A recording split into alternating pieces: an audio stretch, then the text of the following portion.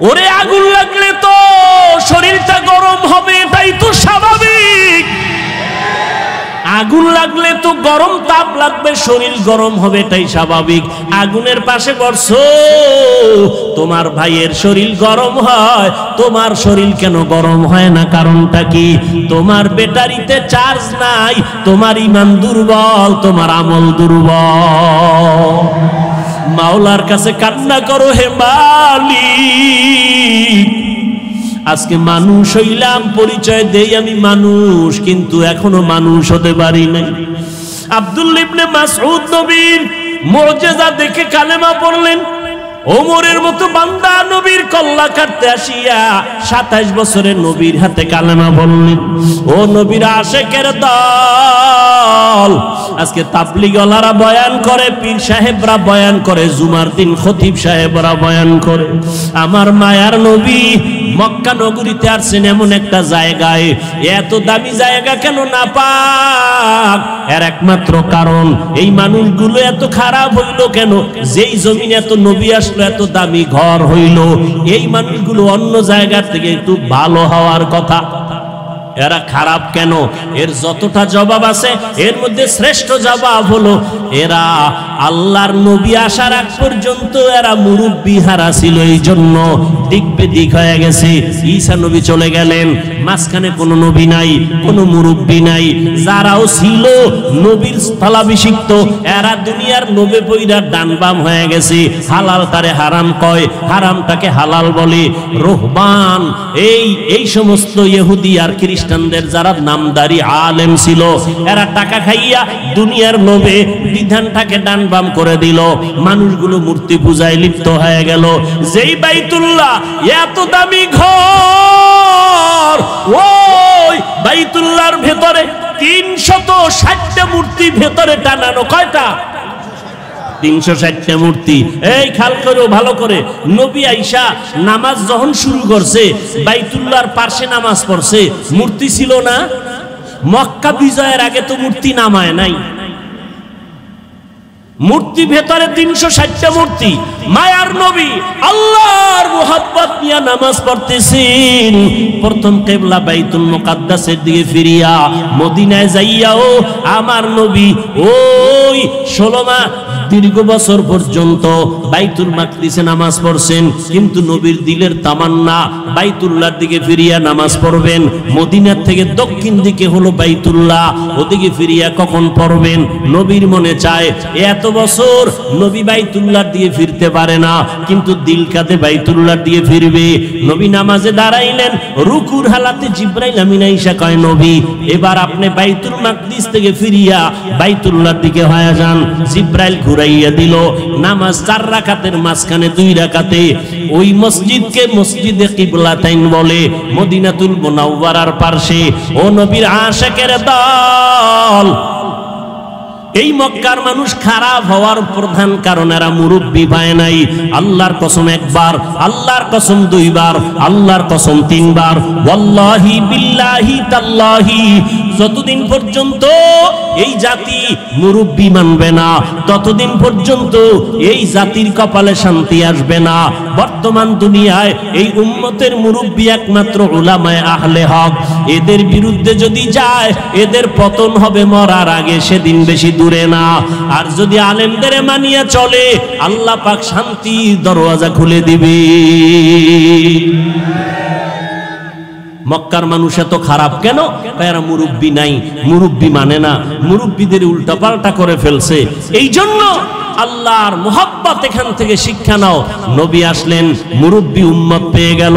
নবী এখন মুরব্বি হইয়া উম্মতের ডাক্তার, চিকিৎসা করতেছেন। উম্মতের সুন্দর চিকিৎসা করার জন্য প্রধান কারণ হলো, প্রথম কাজ হলো সুন্দর ব্যবহার। নবী এমন সুন্দর ব্যবহার দিয়েছেন, মক্কার মানুষ নবীর আশিক হয়ে গেল। দুশমনেরাও যদি গালি দেয়, কিন্তু পেছন থেকে নবীরে মোহাব্বত করে।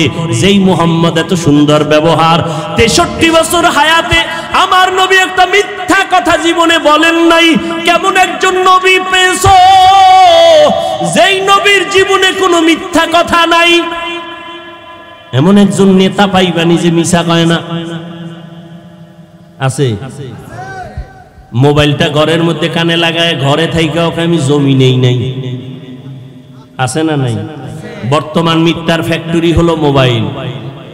আল্লাহ মিথ্যা থেকে হেফাজত করেন। এমন মায়ার নবী আমার জীবনে একটা মিথ্যা কথা বলেন নাই। কেমন নবী আমার, যেই নবী কোনোদিন কাউকে একটা গালি পর্যন্ত দেন নাই। নবীর সামনে দাঁড়াইয়া কত দুশ্মন অকথ্য ভাষায় গালাগালি করে, আমার নবী গালি দিবেন দূরের কথা, কোনো গালির জবাব দেন নাই। ও কুষ্টিয়ার মুসলমান, আল্লাহর মোহাব্বত অন্তরে জমা করে নাও। শিক্ষিত এলাকার মানুষ আপনারা, কুষ্টিয়ার বিশ্ববিদ্যালয় থেকে লেখাপড়া করে কত আলেম বের হইয়া উম্মতের দাওয়াত দেয়, দ্বীনে ইসলামের কাজ করে। ও কুষ্টিয়ার মুসলমান, ভালো করে বুঝো, কেমন নবীর আদর্শ পাইলা, যে নবী একটা মিথ্যা কথা বলেন নাই। তুমি আমি কেন মিথ্যা বলবো ইচ্ছা করিয়া? কেমন নবী আমার আমার, যেই নবী একটা গালি কাউকে দেন নাই, গালির জবাব দেন নাই। আরো আশ্চর্য কথা হলো, মায়ার নবী আমার কারো দিকে চোখ গরম করে কখনো তাকান নাই। নবী চোখ গরম করে তাকান নাই। কেমন মায়ার নবী আমার, নবীর এই উত্তম ব্যবহার দিয়া মক্কার মানুষগুলোকে এত দামি বানায় দিলেন। আল্লাহ এক পর্যায়ে জিব্রাইলের পাঠায় কয়, আমি লিস্টি দিয়া দিলাম, নবীর লিস্টি দিয়া দাও। লিস্টির মধ্যে যাদের নাম আছে, নবী যেন ঘোষণা দিয়া দেয়, লিস্টির ভিতরে যাদের নাম তারা বিনা হিসাবে জান্নাতি। ও এলাকার মুসলমানেরা, ও যুবকেরা, ও বৃদ্ধ বাবাজি, ও পর্দার আড়ালের মা বোনেরা, সারা রাত যদি নবীর ইতিহাস বয়ান করি শেষ হবে না। নবী দুনিয়াতে আসার আগে নবীর গুণগান বিধর্মীয় পর্যন্ত গাইলো, শেষ করতে পারলো না। নবী আসছে, গুণগান চলছে, শেষ হয় না। নবী চলে গেলেন ১৫০০ বছরের বেশি হলো, এখনো নবীর গুণগান শেষ হয় না। বক্তাও শেষ করতে পারে না, লেখকেরা লেখাও শেষ করতে পারে না। কিয়ামত পর্যন্ত নবীর গুণগান বক্তারা বলবে, লেখক লেখবে, শেষ হবে না। কিয়ামতের দিনও নবীর প্রশংসা চলবে। এরে নবীর উম্মতেরা, ওই নবীর আদর্শ ধারণ করো। আমি কুষ্টিয়ার শিক্ষিত মুসলমানকে জিজ্ঞাসা করব, নবীর রেখে যাওয়া সুন্দর আদর্শ ছাড়া আর কারো কাছে ভালো আদর্শ আসেনি? থাকলে একজনে দাঁড়ায় বলো, হাফিজ ভাই, আমাদের কুষ্টিয়া এলাকার ভেতরে মোহাম্মদের আদর্শ ছাড়া আরো কিছু লোক আছে, তাদের আদর্শ মোহাম্মদেরটার থেকেও ভালো। আল্লাহর কসম, যদি ভালো আদর্শ দেখাইতে পারো, আমি মোহাম্মদেরটা নিব না, আমি তারটা নিব। কিন্তু পারছে কেউ? অনেকে অপচেষ্টা করেছিল। চেষ্টা না অপচেষ্টা? ব্যর্থ চেষ্টা করেছিল। আব্রাহাম লিঙ্কন আদর্শ দিল, জাতি গ্রহণ করে না। মাও সেতুন আদর্শ দিল, জাতি গ্রহণ করে না। লেনিন আদর্শ দিল, জাতি গ্রহণ করে না। কার্ল মার্কস আদর্শ দিল, জাতি গ্রহণ করে না। বরং আওয়াজ উঠল দুনিয়ায়। কি আওয়াজ? বলে, দুনিয়াতে যত আদর্শ গান শুনলাম, এক কথায় জবাব, দুনিয়ার সব আদর্শগুলো নাপাক, একমাত্র মদিনার নবীর আদর্শই হলো পাক। ও গো নবীর উম্মতেরা, হয়ে আজি দিশাহারা, কোরআন হাদিসের চলো যখন যাহা চায় মনে, নবী বিনে কে তরাবে পুলসিরাত মিজানে, নবী বিনে কে তরাবে পুলসিরাত মিজানে। ওয়ামা আরসালনাকা ইল্লা রাহমাতাল লিল আলামিন। হে রাসূল করিম সাল্লাল্লাহু আলাইহি ওয়া আলিহি ওয়াসাল্লাম, আমি আপনাকে পৃথিবী নামক গ্রহে প্রেরণ করি নাই, হ্যাঁ করেছি জগৎ সমূহের জন্য রহমত হিসেবে। হলো আয়াতের তরজমা, হাদিস। পয়গম্বর বলেন, কুল্লু উম্মতি ইয়াদখুলুনাল জান্নাতা ইল্লা মান আবা। নবী বলেন, সব উম্মতেরা জান্নাতে যাবে, যারা আমি মুহাম্মদকে মানে না, অস্বীকার করে, তারা জান্নাতে যাবে না। কিলা মান আবা, সাহাবায়ে কেরাম বললেন ইয়া রাসূলুল্লাহ, আপনাকে অস্বীকার করে মানে না তারা কারা? নবী বললেন ক্বালা মান আতাআনি দাখালাল জান্নাহ ওয়া মান আসানি ফাকাদ আবা, যে ব্যক্তি আমার অনুসরণ করবে সে জান্নাতে যাবে, আর যে আমার বিরোধিতা করবে সে আমাকে অস্বীকার করার কারণে জাহান্নামে যাবে। এ নিয়েও আমাদের দেশে খুব ঝামেলা, সবাই নবী মানে, বরং আমরা যারা টুপিওয়ালা দাড়িওয়ালা নামাজ পড়ি পর্দা করি আমগো পর্যন্ত গালি দেয় আমরা নবীর আশেক না, হে গাঞ্জা খাইয়া নবীর আশেক, মাজারের মধ্যে ঢোল বাজায় নবীর আশেক, আছে না নাই? গায়রুল্লাহকে সেজদা দেয় নবীর আশেক। আমরা পীর আউলিয়ার পক্ষের মানুষ, আমি কেন, আল্লাহর কোরআন পক্ষে আমরাও পক্ষে, রসুলের হাদিস পক্ষে আমরাও পক্ষে। আল্লাহর কোরআন রসুলের হাদিস যাদের পক্ষে নাই আমরাও তাদের পক্ষে নাই।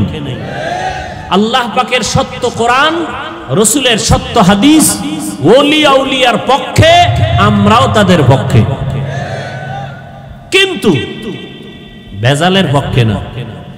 কিসের পক্ষে না? আল্লাহ কয়জন? সবাই বলেন আল্লাহ যে এক, কোন দিক থেকে এক? আল্লাহ এক যে কোন দিক থেকে এক? সব দিক থেকে এক, তাই তো? আল্লাহর মতো কি আরেকজন আছে? আল্লাহর সমান কেউ আছে? আল্লাহর সহযোগী কেউ আছে?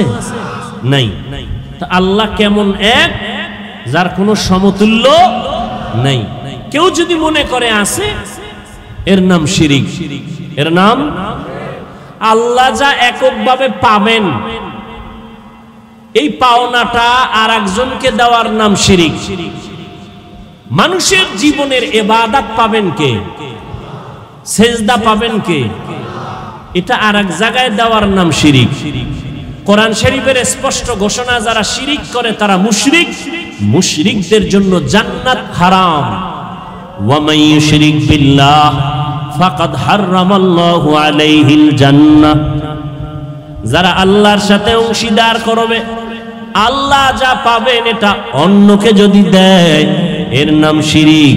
আল্লাহ বলেন মুশরিকদের জন্য আমি আল্লাহ জান্নাত হারাম করে দিলাম, আমি অন্য গুনাহ চাইলে সহসায় মাফ করব, শিরিকের গুনাহ সহসায় আমি ক্ষমা দিব না। আল্লাহ শিরিক থেকে আমাদেরকে হেফাজত করেন। নবী বললেন সব উম্মত জান্নাতে যাবে, কিন্তু আমি মুহাম্মদকে যারা মানে না তারা যাবে না। সাহাবায়ে কেরাম জানতে চাইলেন, হে আল্লাহর রাসূল, আপনাকে মানে না কারা? নবী একটা স্পষ্ট মাপকাঠি দিয়ে গেলেন, কিয়ামত পর্যন্ত ঝামেলা যেন দরকার না হয়। নবী বললেন যারা আমার অনুসরণ করবে, অনুকরণ করবে, ইত্তেবা করবে, ইতাআত করবে, তারা জান্নাতি। সাহাবাদের প্রশ্ন ছিল, নবী আপনাকে মানে না তারা কারা? নবীজি বললেন যারা আমার অনুসরণ করবে তারা জান্নাতি। আমাকে একটু জবাব দেন, নবীজিকে অনুসরণ করলে সে কি? বিপরীত কথা কি দাঁড়াবে? বুঝেন নাই? যে নবীকে অনুসরণ করবে সে জান্নাতি। বিপরীত কথা কি দাঁড়ায়? যে নবীর অনুসরণ করবে না সে। কিন্তু নবীজি জাহান্নামী ওই ব্যক্তিকে বলেন নাই। নবী বলছেন যে আমার অনুসরণ করবে সে জান্নাতি, যে অনুসরণ করবে না সে জাহান্নামী। নবী এ কথা বলেন নাই। নবী কি বলছেন? নবী বলছেন যারা আমার বিরোধিতা করবে তারা জাহান্নামী। এখান থেকে একটা সুন্দর কথা আজীবনের জন্য মনে রাখবেন, লিখে রাখবেন। নবীকে যারা মানে না বা নবীর আদর্শ মতো চলে না তারা দুই দল। নবীজির আদর্শ মেনে চলে না যারা, তারা কয় দল? এক দল আগ্রহী আর এক দল বিদ্রোহী, এক দল দরদি আর এক দল বিরোধী। যেমন কথার কথা, আমি ডান দিক থেকে একটা যুবকরে জিজ্ঞাসা করলাম, এই যুবক ভাই, আপনি নবীর আদর্শে টুপি পরেন না কেন? দাড়ি রাখেন না কেন? যুবক জবাব দিল, হুজুর দাড়ি রাখা দরকার, নবীর আদর্শ, চেষ্টা করতেছি পারি না, একটু দোয়া করবেন। আমাকে বলেন তো এই যুবকটা কি বিরোধী না দরদি? দরদি। বাম দিক থেকে একটা যুবকরে জিজ্ঞাসা করলাম, এই যুবক, নবীর আদর্শে নামাজ পড়ো না কেন, দাড়ি রাখো না কেন? খেয়াল করতেছেন তো? যুবক আমার কথাটা শেষ না হতেই আমাকে পাল্টা আওয়াজ দিল, দাড়ি না রাখলে অসুবিধা কি আছে? না নাই? নামাজ না পড়লে অসুবিধা কি? যদি আরেকটু চালাক হয় সে বলবে, দাড়ির মধ্যেই কি ইসলাম? পোশাকের মধ্যেই কি ইসলাম? আপনারা জবাব দেন, এই যুবকের কথায় কি মনে হয়, রসুলের দরদি না বিরোধী? আগ্রহী না বিদ্রোহী? রসুলের আদর্শর বেলায় বিদ্রোহীর আরেক নাম বেঈমান। বিদ্রোহীর আরেক নাম কি?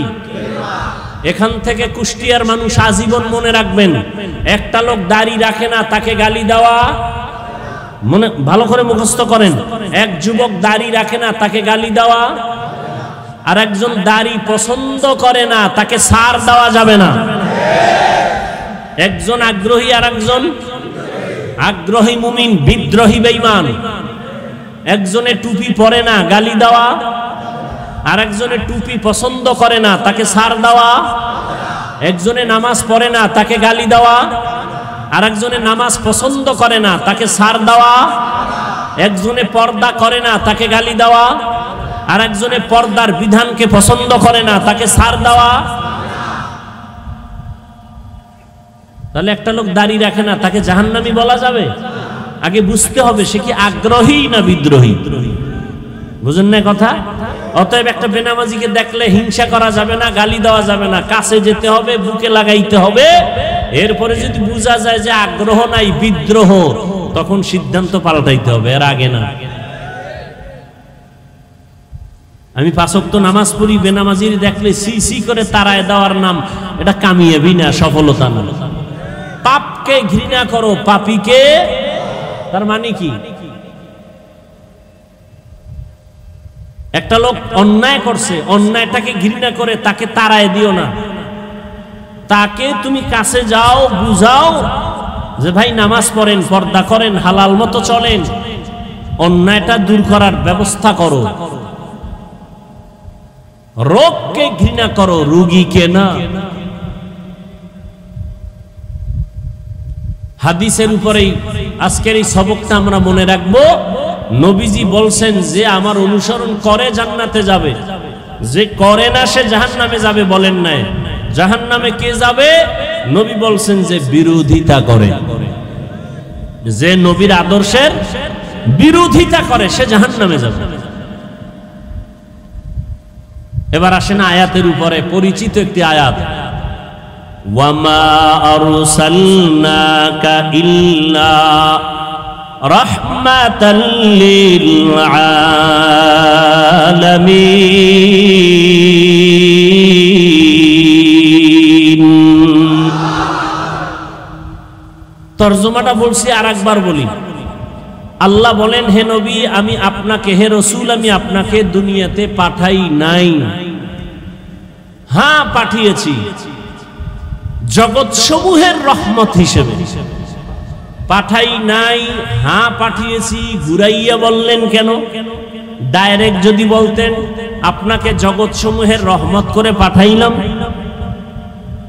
ঘুরাইয়া বললেন এর কারণ দুনিয়ার সমস্ত মানুষের ব্রেনকে সাফ করে দিলেন। মোহাম্মদ দুনিয়াতে ভিন্ন কোনো কারণে পাঠানো হয় নাই, একটাই মাত্র কারণ, জগৎ সমূহের জন্য তিনি রহমত। তিনি রহমত, পুরাটাই রহমত, তার মধ্যে রহমতের বাইরে কিচ্ছু নাই। এটা বুঝাবার জন্য এখানে অনেকে তরজমা করেন রহমতের নবী উভয় জগতের জন্য রহমত। আমি তরজমা করেছি জগৎ সমূহের জন্য রহমত। উভয় জগৎ বলতে বুঝায় দুনিয়ার জগৎ, পরকাল জগৎ। কিন্তু জগৎ তো দুইটা না, আরো আছে। রুহের একটা জগৎ আলাদা, মায়ের গর্ভের একটা জগৎ আলাদা, দুনিয়া নামক জগৎ একটা আলাদা। মৃত্যুর পরে কবরের জগৎ আলমে বরজাখ আলাদা, হাসরের ময়দানের জগৎ আবার আলাদা, জান্নাত আর জাহান্নামের একটা জগৎ হবে আলাদা। তাহলে একটা হইল না অনেক?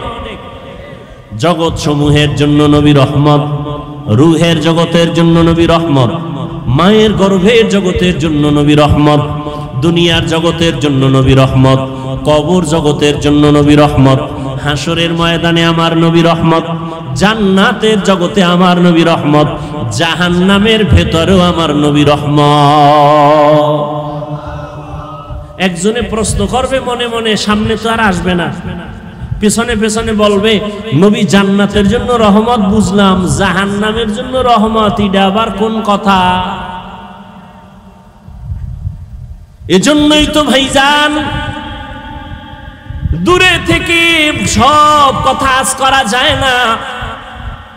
কুষ্টিয়ার বাজারে আসছো, পেছন দিক থেকে একজনকে দেখা কাও চাচা মিয়া দাঁড়াও, মনে করছো তোমার বাড়ির চাচা। চাচায় যখন উল্টা দিকে চেহারাটা ঘুরাই দিয়ে কয় ও আপনাকে বলি নেই, কয় দূরের থেকে ধারণা করিও না, কাছে যাও। এই দুনিয়াতে নবী আসবেন না, সাহাবায়ে কেরাম আসবেন না, উলামায়ে কেরাম উম্মতের রাহবার ওয়ারাসাতুল আম্বিয়া। উলামায়ে কেরাম আল্লাহকে ভয় করবেন, ভয় করার মানে গুনাহ থেকে নিজেকে বাঁচায় রাখবেন। সাধারণ মানুষ শয়তানের ধোকায় পড়ে বাম হাতে পানি পান করবে, কিন্তু কোনো আলেম বাম হাতে পানি পান করবে না। সাধারণ মানুষ শয়তানের ধোকায় পড়ে টুপি ছাড়া চলবে, দাড়ি কাটবে, কিন্তু যারা আলেম তারা কখনো টুপি ছাড়া চলবে না। হর কে দারদ খৌফে হক দর দিল মাদাম জন্নতুল মাওয়া দেহাদ উরা মাকাম জুজবা হক চি জে মখাজ ইনসোজা ফজলে উআ মস্তে দর জুমলা জাহা। জগৎ সমূহের জন্য আপনার আমার নবী, রহমতের নবী আমার নবী। রুহের জগতের জন্য কিভাবে রহমত, ভিন্ন আলোচনা। মায়ের গর্ভের জগতের জন্য নবী কেমন রহমত, ভিন্ন আলোচনা। দুনিয়ার জগতের জন্য নবী কেমন রহমত, ভিন্ন আলোচনা। হাসরের ময়দানের জন্য নবী কেমন রহমত, ভিন্ন আলোচনা। জান্নাতের জগতে নবী কেমন রহমত, ভিন্ন আলোচনা। জাহান্নামের জগতের জন্য নবী রহমত কেমন, ভিন্ন আলোচনা। আপনাদের ধৈর্য হবে না, সময়ও কুলাবে না। এজন্য আমি শুধুমাত্র রুহের জগৎ নিয়ে কথা বলবো না, শুধু দুনিয়ার জগৎটা নিয়ে কিছু কথা বলে বিদায় নিব। আল্লাহ যদি তৌফিক দেন, বয়ান বক্তা সাহেব যত বড় যোগ্যতা সম্পূর্ণ বড় বক্তা হোক না কেন, অনেক এলেম আছে, অনেক ডিগ্রি আছে, কিন্তু বয়ান ভালো হওয়া, বয়ান ভালো না হওয়া এটা বক্তার কোনো বাহাদুরি না, এটা শ্রোতাদের মোহাব্বত আর দিলের আকর্ষণ। এই পয়েন্টটাও লিখে রাখেন আজীবন। কিছু মার্কা মারা পয়েন্ট বলবো, এটি লিখে রাখবেন। বক্তার বয়ান ভালো হইছে না খারাপ হইছে, এগুলো সব নির্ভর করে শ্রোতাদের মোহাব্বত আর কলবের আকর্ষণের উপর। আপনাদের অন্তরের হালাত যেমন, বয়ান হবে তেমন। যদি আল্লাহর মোহাব্বত নিয়ে বয়ান করি আর আল্লাহর মোহাব্বত নিয়ে বয়ান শুনেন, বরকত কে দিবেন? দুনিয়ার জগতের জন্য আমার নবী রহমত। কেমন একজন নবী আল্লাহ আমাদের দান করেছেন চিনলি না রে যুবক? যদি আমার নবীর একবার চিনতি, নেতার জন্য জীবন দাও, নেত্রীর জন্য জীবন দাও, দলের জন্য জীবন দাও, আমার নবীরে যদি একবার চিনতি, এই জমিনে কল্লা দিয়া দিতি, কোন বেঈমান আমার নবীর বিরুদ্ধে কথা বলতে পারতো না।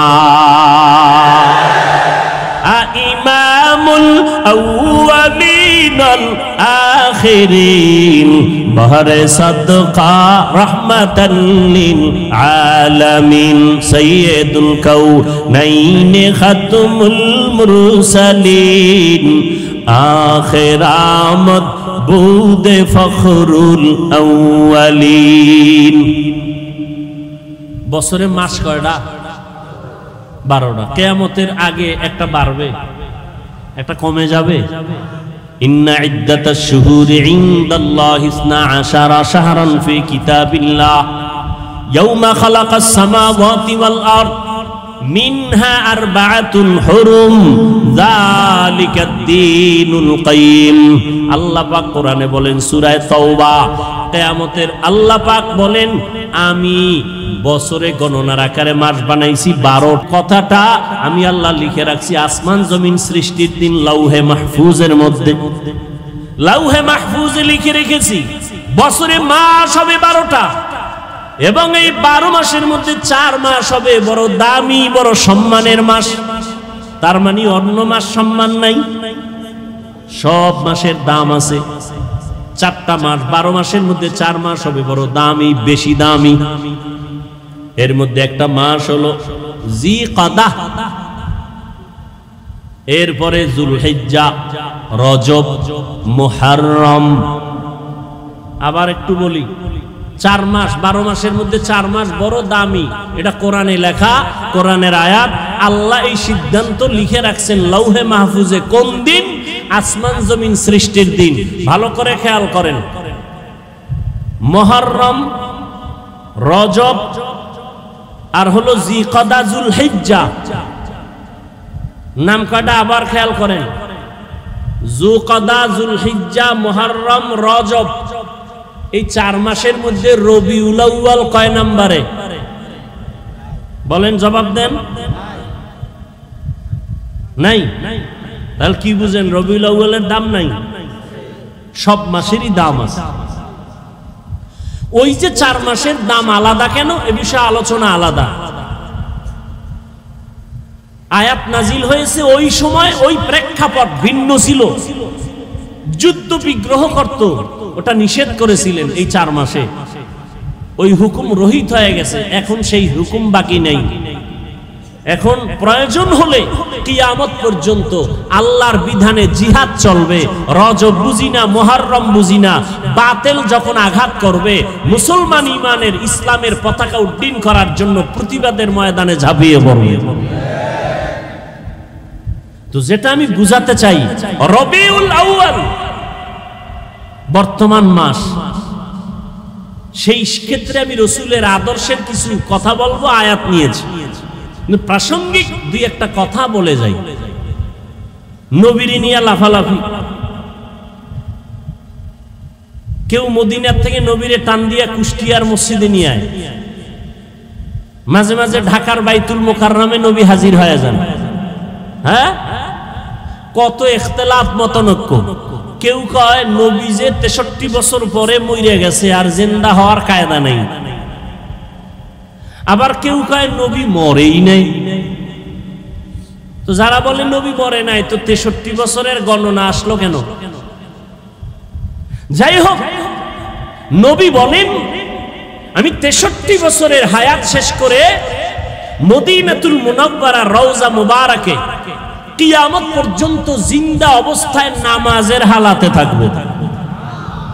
আরো জোরে বলেন। নবী কবরে মদিনায় না মক্কায়? মদিনায়। কতদিন থাকবেন বলেন সবাই? বাংলাদেশে আসবেন কবে? আসবেন? নবী এসে আপনার খবর নেওয়া, এটা মূল্য বেশি না ফেরেশতা দিয়ে নবীর কাছে খবর পৌঁছানো, এটা মূল্য বেশি? কেন নবীরে আনতে চান কেন এখানে? আপনি যাইতে পারেন না? আর আপনার মতো ভেজাল্লা আমল আল্লাহর কাছে নবী আসবে, নবী কি ঠেকানি? আল্লাহ হেদায়াত দান করুন। কিয়ামত পর্যন্ত নবী থাকবেন, মরা না জিন্দা? জিন্দা। কিয়ামত পর্যন্ত নবী জিন্দা, সমস্ত নবীরা কবরে জিন্দা। নবী এসেছিলেন কোন এক বছরের রবিউল আউয়ালে, এ নিয়েও দ্বিমত আছে, আমি সেদিকে যাব না। নবী বিদায় হয়েছেন রবিউল আউয়ালের কোন একদিন, মাঝখানে সময় গেছে 63 বছর। আলোচনার বিষয়বস্তু কেন্দ্রবিন্দু নবী আসলেন কেন, 63 বছর পরে গেলেন কেন, আসলেন কেন আর গেলেন বা কেন, এর থেকে উম্মতের কি করণীয় কি বর্জনীয়। নবীর আশাটাকে আরবিতে বলে মিলাদুন নবী, বিদায় হয়ে যাওয়াটাকে আরবিতে বলে ওয়াফাতুন নবী। আর আমরা যে নবীর হাদিস বয়ান শুনাইতেছি এটাকে বলে দাওয়াতুন নবী। আর টোটাল 63 বছরকে বলে সিরাতুন নবী। চারটা শব্দ বললাম, মিলাদুন নবী, ওয়াফাতুন নবী, দাওয়াতুন নবী, সিরাতুন নবী। বিশ্লেষণে যাব না, আমি সাধারণ মানুষকে সহজে যাতে বুঝতে পারে ওই চিন্তা করে সব সময় বয়ান করি। শিক্ষিতদেরকে বয়ান করেন না, বহু শিক্ষিত বক্তা আছে, বহু এলেমওয়ালা আছে, আমার এলেম নাই আমল নাই। সাধারণ মানুষ যেন অল্পতে একটু দিনের দিকে আসে, আল্লাহর দিকে আসে, সুন্নতওয়ালা হয়, আমি ওই ধান্দায় বয়ান করি। পেজগোছের কথা কম বলি, খুব খেয়াল করবেন। মিলাদুন নবী, ওয়াফাতুন নবী, সিরাতুন নবী, দাওয়াতুন নবী, এই চারটা শব্দ একমাত্র শুধুমাত্র কেবলমাত্র আমার আপনার নবী রহমতুল্লিল আলামিনের শানের শব্দ। এই চারটা শব্দ মুসা নবীর বেলায় ব্যবহার হয় নাই, এই চারটা শব্দ ঈসা নবীর বেলায় ব্যবহার হয় নাই, প্রয়োগ হয়েছে কিন্তু ব্যবহার সব সার্বজনীন নয়। এই চারটা শব্দ আমার নবীর শানের শব্দ। এই চারটা শব্দকে যারা ছোট চোখে দেখবে সে রসুলকেই ছোট করলো। কথা বুঝাইতে পারছি? নবীজির জন্ম মোবারক আমরা মানি না, মানি না। নবীজির ইন্তেকাল আমরা মানি না, মানি না। তাহলে আমরা মিলাদুন নবীও মানি, ওয়াফাতুন নবীও মানি। নবীজির আদর্শ আমরা মানি না, মানি না। তাহলে আমরা নবীর সিরাতুন নবীও মানি, দাওয়াতুন নবীও মানি। অতএব নিয়ে আমাদের মধ্যে দূরত্ব সৃষ্টি করার কোনো সুযোগ নাই। এরপরে নিয়ে বহু আলোচনা আছে, ওদিকে আমি যাব না।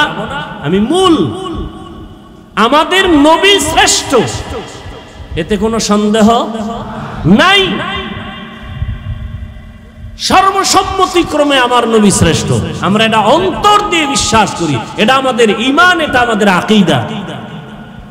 নবীরে কি দিয়া বানাইছেন ওই ধান্দায় পইরা সময় নষ্ট না কইরা 100 বার দুরূদ শরীফ পড়ি, সওয়াব হবে। কি এই তর্ক বিতর্ক না কইরা আমল করি।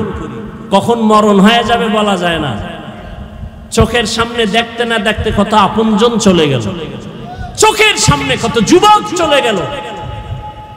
আমার চলে যাওয়ার পালা, কি নিয়ে যাইতেছি আর কি রেখে যাইতেছি।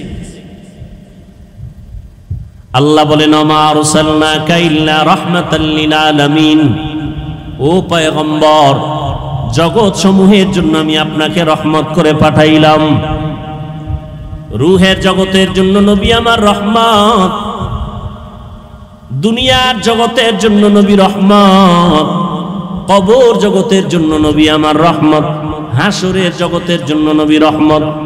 দুনিয়ার জগতের জন্য নবী কিভাবে রহমত, এই বিষয়ে দু চারটা কথা আমি বলবো। রহমতের নবী এমন এক সময় জমিনের মধ্যে পদার্পণ করলেন মক্কা নগরীতে, আরব দেশের ভেতরে, যেই সময় মক্কার মানুষের মতো চরিত্রহীন লম্পট জমিনের মধ্যে আর কোথাও কোনো মানুষ ছিল না। মক্কার মানুষ বড় খারাপ মানুষ, এতটাই চরিত্রহীন। ভালো করে খেয়াল করেন, এতটাই চরিত্রহীন ওই মক্কার মানুষ, নারী আর পুরুষ উলঙ্গ হইয়া বাইতুল্লাহর চারপাশে তাওয়াফ করে। তারা কাপড় পরে যায় না, কারণ এই কাপড় দ্বারা ভিন্ন জায়গায় গিয়ে গুনাহ করছে। এই গুনাহযুক্ত কাপড় নিয়ে বাইতুল্লাহর কাছে যাবে না। এরা বাইতুল্লাহকে সম্মান করে, কিন্তু চরিত্র এতটাই দুর্বল, এরা নারীদের পছন্দ করে না। কন্যা ঘরে আসলে বাবা পর্যন্ত বেজার হয়ে যায়, বাবা লজ্জায় পড়ে ওই কন্যা সন্তানটাকে জ্যান্ত গলা টিপে হত্যা করে। এতটাই জালেম, এতটাই জুলুম চলতেছিল। জুলুমের সমাজ, এমন এক জায়গা চতুর্মুখী নাপাক আর নাপাক আর নাপাক। এই অবস্থায় এমন একজন রহমতের নবী মক্কা নগরীর মাঝে আল্লাহ পাঠাইছেন। রহমতের নবী আসছেন, আসা মাত্র জমিনের মধ্যে পরিবর্তনের হাওয়া শুরু হয়ে গেল। প্রশ্ন এখন জটিল, মক্কার মানুষ এত কেন খারাপ হলো? অন্য এলাকার মানুষ কেন খারাপ হলো না? সিরিয়ার মানুষ এত খারাপ কেন না? মক্কার মানুষ এত খারাপ কেন? অথচ এখানে তো লক্ষ লক্ষ নবী আসছেন, সব নবীরা বাইতুল্লাহ তাওয়াফ করছেন। আদম আলাইহিস সালাম ভারতের চরণদ্বীপ থেকে আল্লাহর ঘর জিয়ারতের জন্য 40 বার পায়ে হেঁটে গেছেন, হাইটা হাইটা গিয়া বাইতুল্লাহ জিয়ারত করেছেন আদম নবী। আদম আলাইহিস সালাম, নূহ আলাইহিস সালাম এই জমিনের মধ্যে কদম রেখেছেন। আমাদের আকীদা বিশ্বাস, যেখানে আজান হয়, কোরআন তেলাওয়াত হয়, যেখানে দ্বীনের কথা হয়, আলেম ওলামা আসে, ওই জায়গাটা বরকতপূর্ণ হয়, ঠিক নি? মক্কার জমিনের মধ্যে সব নবীরা আসছেন, বাইতুল্লাহ তাওয়াফ করছেন, জায়গাটা বড় বরকতের জায়গা। এখানের মানুষ অন্য দিকের তুলনায় একটু কম খারাপ হবে, অথচ সিরিয়ার মানুষ এত খারাপ না, মক্কার মানুষ এত খারাপ। আবার এমন একটা জায়গা যেখানে আল্লাহ পৃথিবী নামক গ্রহ বানাইয়া প্রথম আল্লাহ একটা ঘর বানাইলেন বাইতুল্লাহ। ইন্না আউওয়ালা বাইতিন উযিআ লিন-নাস লাল্লাযী বিবাক্কাতা মুবারাকাও ওয়া হুদা মুবারাকাও ওয়া হুদাল লিল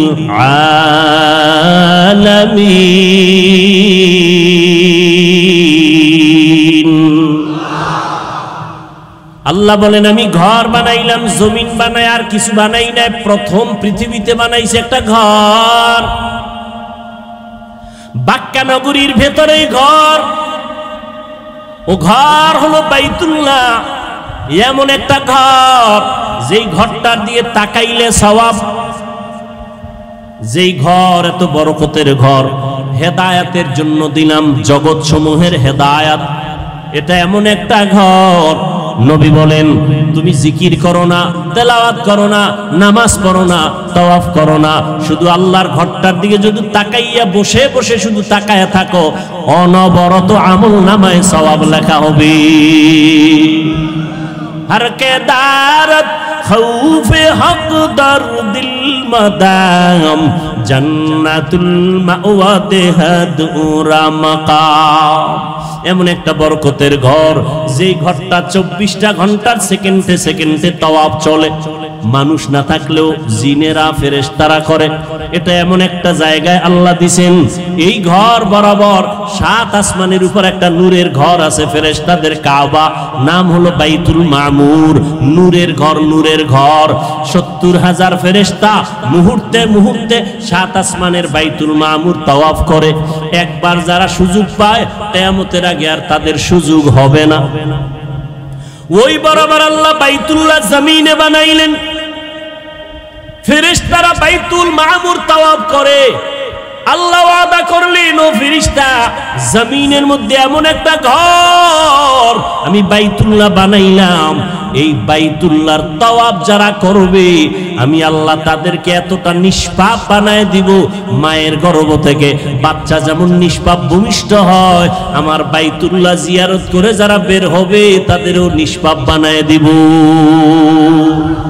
আতিনা ফি দারে দুনিয়া না হাসান, আতিনা ফি দারে উকবা না হাসান, ইয়া গিয়াসাল মুস্তাগীসিন ইহদিনা লিফতিখারা বিল উলুমে ওয়াল গিনা।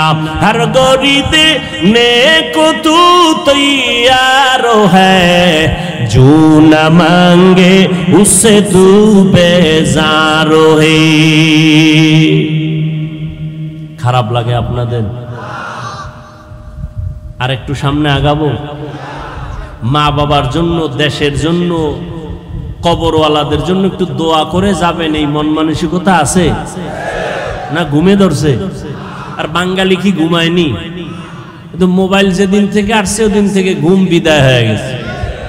আমরা মোনাজাত ধরি বইয়া, মোবাইলওয়ালারা মোনাজাত ধরে রাতে বিছানায় শুইয়া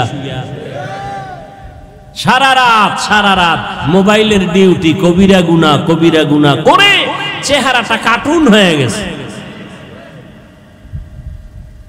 এরে যুবক, আল্লাহর কসম করে বলি, ভালো করে লিখে রেখে যুবক, এই দুনিয়ায় যত বন্ধু পেয়েছো সব বন্ধু স্বার্থপর। একমাত্র দুনিয়ার জমিনে তোমাদের নিঃস্বার্থ বন্ধু উলামায়ে কেরাম ছাড়া আর কেউ নাই। আছে যারা তোমাকে ভালোবাসে, ছায়া দেয়, স্বার্থ আছে, আঘাত লাগবে সদস্য পদের নাম কাটবে না, কল্লাটা কেটে ফেলবে। কিন্তু আমরা উলামায়ে কেরাম তোমাদের এত আপন, আমাদের কি পরিমাণ গালাগালি করো তাও আমরা জানি, আমাদের বিরুদ্ধে কি পরিমাণ ফেসবুকে লেখো তাও আমরা জানি। এরপর একটা গালি দেই না, কলিজা দিয়া দোয়া করি, ও দয়ার মালিক আমার কলিজার যুবকদের তুমি দিনের খাদেম বানায় দাও। কারণ নবীজিও যুবকদের জন্য বড় দোয়া করেছেন। নবী বলেন, বুড়ারা আমি মুহাম্মদের বিরোধিতা করেছে, আর যুবকেরা আমি মুহাম্মদের উপকার করেছি। আবু জাহিল্লা নবীর বন্ধু না দুশ্মন? বুড়া। কি আবু লাহাব নবীর দুশ্মন বুড়া, আবু তালিব নবীর দুশ্মন বুড়া। আর নবীর আপন 7 বছর বয়সের এক যুবক, 11 বছর বয়সের আগেই, শিশু থেকে কিশোর হইয়া যুবক হওয়ার আগেই আল্লাহর বান্দা নবীর হাতে গেলেন, সহযোগিতার জন্য রেডি হয়ে গেলেন। নবীর চাচাতো ভাই হযরতে আলী। 7 বছর শেষ, 8, 9, 10, 11, 12-র মধ্যে কেউ বলেন 11, কেউ বলেন 8, নবীর হাতে গিয়া কালেমা পড়লেন। এতদিন ছিল আলী নবীর চাচাতো ভাই, এখন আলী নবীর একজন সাহাবী। কিছুদিন পরে হবেন কি হবেন? জামাতা হয়ে যাবেন। যুবক নবীর শক্তি দিয়া নবীর কাছে গিয়া সাহায্যের হাত বাড়াইলেন। আব্দুল্লাহ ইবনে মাসউদ বকরির রাখাল, ময়দানে বকরি চড়ায়, রহমতের নবীকে দেখে রাস্তার পার্শ্ব দিয়ে হেঁটে যায়। নবীর পেটে ক্ষুধা লাগছে, আবু বকর সিদ্দিক নবীর সাথে আছেন। কেমন একজন নবী পাইলে রে বাবা, চিনলা না? ও কুষ্টিয়ার মুসলমান, তুমিও মুসলমান, আমিও মুসলমান, তোমার আমার আল্লাহ এক, তোমার নবী আমার নবী এক, তোমার ধর্ম আমার ধর্ম এক, তোমার কালেমা আমার কালেমা এক, তোমার কোরআন আমার কোরআন এক, তোমার কাবা আমার কাবা। কিন্তু দুঃখ, আমি আজকে টুপি মাথায় না দিলে ভালো লাগে না, টুপি ফেলতে চাই না। আর তোমারে পাও ধইরা ধইরা বিনয়ের সাথে বয়ান করি টুপি পরার জন্য, টুপি মাথায় দিতেই চাও না।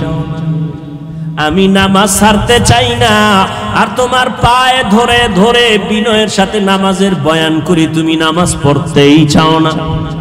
অথচ তুমিও মুসলমান, আমিও মুসলমান, তোমার আল্লাহ এক, আমার আল্লাহ, তোমার নবী আমার নবী এক, তোমার কাবা আমার কাবা এক। তুমি আজ আমি মসজিদে না ঢুকলে লজ্জা পাই, আর তুমি মসজিদে ঢুকতে গেলে লজ্জা পাও। আমি পর্দা না করলে লজ্জা পাই, তুমি পর্দা করতে গেলে লজ্জা পাও। আমি টুপি ফেলতে চাই না, তুমি টুপি দিতে চাও না। আমি দাড়ি কাটতে চাই না, তোমারে পাও দইরা বয়ান করার পরেও তুমি দাড়ি রাখতে চাও না। কারণটা কি রে বাবা? অথচ তোমার আল্লাহ এক, আমার নবী এক, তোমার কাবা আমার কাবা এক, সব এক, দুনিয়াতে আসছি এক। আবার যেদিন বিদায়ের আওয়াজ হবে, আমি হাফিজুর রহমানেরও 3টা কাফন, তোমারও 3টা কাফন হবে। পীর সাহেবের জন্য একটা কাফন কেউ বাড়াইয়াও দিবে না, এমপি মারা গেলে কাফন বাড়াবে না, রিক্সার ড্রাইভার মরে গেলে গরিবের কারণে একটা কাফন কেউ কমাইয়াও দিবে না। সবার বেলায় 3টা কাফন, কালার হবে আলাদা। কি যারা আলিয়ায় ভরে তাদের কালার একরকম, যারা কওমিতে ভরে তাদের কালার আর একরকম, সব এক। 3টা সাদা কাপড়ের প্যাকেট যখন হবে, কে পীর, কে মুরিদ, কে আলেম, কে মূর্খ, কে ইমাম, কে মুক্তাদি লেখা থাকবে, সব একাকার হয়ে গেছে। কবরে রাখার পর প্রশ্ন হবে 3টা। কয়টা? আমাকেও যেই প্রশ্ন করা হবে, আপনাদেরও সে একই প্রশ্ন করা হবে। রবের পরিচয় দাও, ধর্মের পরিচয় দাও, রাহমাতুল লিল আলামিনের পরিচয় দাও। আমাকেও প্রশ্ন যা করবে, আপনাদেরও সেই একই প্রশ্ন করা হবে। ও আল্লাহর বান্দারা, কেমন একজন নবী পাইলেন, ওই নবীর জন্য একটু মায়া হলো না রে বাবা? আজকে আমি তোমার মতো চলি, এই দুনিয়ায় চলি তোমার মতো, তোমার মতোই চলাফেরা করি। তুমিও 3 বেলা খাও, আমরাও 3 বেলা খাই। তুমিও রাতের বেলা ঘুমাও, আমরাও ঘুমাই। ও আল্লাহর বান্দারা, তোমরাও ব্যবসা করো, চাকরি করো, আমরাও ব্যবসা করি, চাকরি করি। ও আল্লাহর বান্দারা, তোমরাও রাস্তাঘাটে চলো, আমরাও রাস্তাঘাটে চলি। তোমরাও বিদেশ সফর করো, আমরাও করি। কই ও আল্লাহর বান্দা, একই দেশে বসবাস করি, একই হাওয়া বাতাসে চলি, একই খানা খাই, কিন্তু আজকে তুমি মুসলমান, আমি মুসলমান, এক আল্লাহর গোলাম হইয়া কেন তুমি নবী মানো না? কেন তুমি নবীর মোহাব্বত অন্তরে জমা করো না? কারণটা কি বুঝে আসে না? আসলে কারণ হলো, যে যাকে চিনে না সে তাকে মানে না। তুমি আমার আল্লাহকে এখনো চিনতে পারো নাই রে যুবক। তুমি নেতাকে চিনছো, নেতার জন্য তুমি জীবন দিয়া রাস্তায় বের হইয়া যাও। আর আমি আমার নবীরে চিনলাম, এই জন্য আমি নেতার জন্য জীবন দিতে চাই না, নেত্রীর জন্য চাই না, দলের জন্য চাই না। জীবনটা যদি দিতে চাই, আমার নবীর আদর্শের জন্য দিব। এনে নবীর আশিক উম্মতের দলেরা, রহমতের নবী আমার রাস্তা দিয়া চলতেছেন, পার্শ্বে আবু বকর। হঠাৎ করে পেটে ক্ষুধা, পার্শ্বে চেটিয়াল ময়দানে বকরির পাল। আবু বকরকে বললেন, রাখালকে ডাকো। রাখাল এসে হাজির। এই রাখাল, আমাদের পেটে ক্ষুধা, তোমার এমন একটা বকরি আমগো দেও, একটু দুধ পান করবো আমরা দহন করিয়া। রাখাল কয়, এই বকরির মালিক আমি না, অতএব আমি দিতে পারুম না। এবার নবী কয়, রাখাল শোনো, আচ্ছা ঠিক আছে, তাহলে দুধওয়ালা বকরি দেওয়া লাগবে না, এমন একটা বকরি দাও যেই বকরিটা মৃত্যু পর্যন্ত দুধ দিবে না। এরকম বকরি আছে না, দুধ দেয় না, এমন একটা বকরি দাও। রাখাল বলে, এই যে একটা বকরি আছে, এটা নেন, এর থেকে জীবনে দুধ আসবে না। রহমতের নবী বলে, আবু বকর দাঁড়ান। নবী যেই বকরির থেকে জীবনে দুধ আসবে না বলিয়া রাখাল দিল, রহমতের নবী ওই বকরির হাত দিলেন ওলানের ভেতরে, সাথে সাথে দুধ আসলো। নবী পান করলেন, আবু বকর করলেন, রাখালেরও করাইলেন। করানোর পরে কয়, রাখাল বকরিটারে আবার পালের মধ্যে দিয়া দাও। রাখাল দেওয়ার পরে যেই বকরি জীবনে দুধ দিবে না, এই লোকটা কে যার হাত লাগা মাত্র দুধ আসলো? এতক্ষণ চিনে নাই, এতক্ষণ। ও ভাই, আমি রাস্তা দিয়ে হেঁটে আসতেছি, যে চিনে না হে ধাক্কা দিছে, হুজুর সরেন। যখন টের পাইছে আমি চেয়ারে বসার পরে, এবার আর উঠাছিনি তার। এই জন্য যে যাকে চিনে না সে তাকে মানে না, যে যাকে চিনে তাকে মানার মতো মানে। বলে কেমন? কয় জীবন দিতে রেডি। রাখাল এতক্ষণ চিনে না এই ব্যক্তিকে, যখনই দেখলো একটা বকরি জীবনে দুধ দিবে না, ওই বান্দার হাতটা দেওয়া মাত্র বকরি দুধ দিল, চিনে ফেললো। এটা সাধারণ কোনো মানুষ না, এটা পাওয়ারওয়ালা মানুষ। এই পাওয়ার আমার মধ্যে নাই। এই পাওয়ারের নাম হলো মুআজিজা। এই পাওয়ারের নাম কি? নবীদের বেলায় হলে মুআজিজা, ওলিয়া উলিয়াদের বেলায় হলে হবে কারামত। ভালো করে মনে রাখবেন, যেটা কখনো সম্ভব না, এই রকম কিছু অসম্ভব আল্লাহ যদি সম্ভব করেন, এটাকে আশ্চর্য ধরনের বলা হয়, অলৌকিক পাওয়ার বলে। এটা আল্লাহ ডাইরেক্ট আসমান থেকে জমিনে আইসা করবেন না, এটা কোনো ব্যক্তির মাধ্যমে করবেন। গাছ কথা বলতে পারে না, একজনে প্রশ্ন করে কথা বলা শুরু হয়ে গেল, এটা তো সম্ভব না, আমার আল্লাহর দ্বারা সম্ভব। সব অসম্ভবকে সম্ভব করতে পারেন কে? আর এই অসম্ভবকে সম্ভব যে আল্লাহ করবেন, এটা আল্লাহ কুদরতের দ্বারা করবেন, কারো মাধ্যমে করবেন। নদীর মধ্যে দীর্ঘ বছর পানি নাই, শুকাইয়া গেছে নদী। একজন ব্যক্তির কাছে এলাকার মানুষ আইসা কয়, আমগো নদীতে পানি নাই। লোকটা বড় একজন আল্লাহর প্রিয় বান্দা, তিনি একটা চিঠি লেখলেন। চিঠির মধ্যে কি লেখছেন তিনি জানেন, আর আল্লাহ জানেন। তিনি কয়, এই চিঠিটা নদীর মধ্যে ফেলে দাও। যখন চিঠি নিয়ে নদীর মধ্যে ফেলে দিল, দীর্ঘ বছরের শুকনা নদীর মধ্যে পানির জোয়ার শুরু হয়ে গেল। সুবহানাল্লাহ। না কি মনে হয় গাঞ্জা খাইয়া কথা কই না? চেহারা দেখলে তো মনে হয় না। একজনে তেঁতুল খায়, কয় কেমন লাগে, কয় ঠোঁটের মিস কলে বুঝো না। কি মনে হয় আমরা গাঞ্জা খাই, ইয়াবা ট্যাবলেট খাই, বিড়ি টানি? তাহলে আমাকে মাথা খারাপ কেন বলেন? মাথা খারাপ তো তাদের হতে পারে যারা মদের বোতল নিয়ে দৌড়ায়, যারা গাঞ্জা খায়, ইয়াবা ট্যাবলেট খায়। কথা ঠিক? কেন বলেন হুজুরদের মাথা খারাপ? আল্লাহ বুঝার তৌফিক দান করেন। নদীর মধ্যে পানি জারি হয়ে গেছে, একটা চিঠি লিখে দিছে। এখন একটু যদি গভীর ভাবে জ্ঞান খাটান তো মাথা গরম হয়ে যাবে, কঠিন ভাবে গরম হবে। এটা কেমন কথা? চিঠি লিখে নদীর মধ্যে ফালায় দিছে, এইটার মধ্যে পানির জোয়ার শুরু হয়ে গেছে। এটা গাঞ্জা খাওয়া ছাড়া আর কোনো কথা? এটা ভালো মানুষ বিশ্বাস করে কেমনে? কয় কথাটা এটা এই কামটা ঘটাইছে কেটা? একজনে কানে কানে কয় এটা তাবলিগ ওয়ালারা ঘটাইছে। যদি কয় তাবলিগ, তা বিনা দলিলে কাফের। না না তাবলিগ না, কারা কয় সরমনায়, কত ডবল কাফের।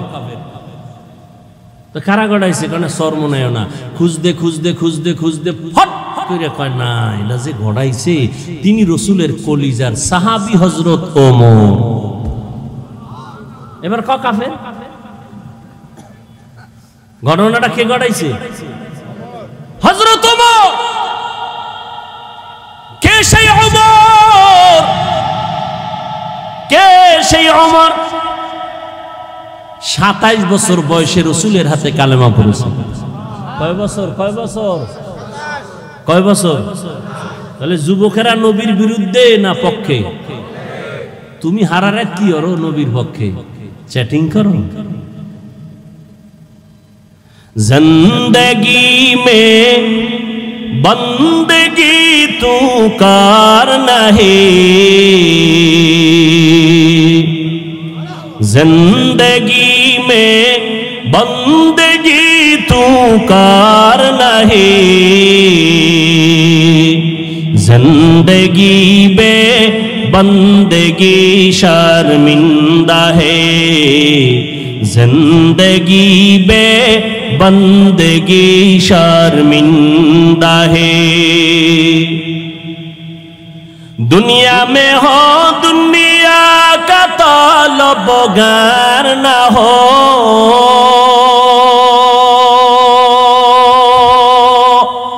बाजार से गुजर हो खरीदार न हो, दुनिया में हो दुनिया का तलबगार न हो, बाजार से गुजर हो खरीदार न हो, ये दुनिया एक मिसल कागज फूल है, ये दुनिया एक मिसल कागज फूल है। जिंदगी में बंदगी तू करना है, जिंदगी में बंदगी तू करना है। जिंदगी में बंदगी शर्मिंदा है, जिंदगी में बंदगी शर्मिंदा है। जिंदगी में बंदगी कुल बंदगी, जिंदगी में बंदगी शर्मिंदगी। वमा अरसलनाका इल्ला रहमतन लिल आलामीन।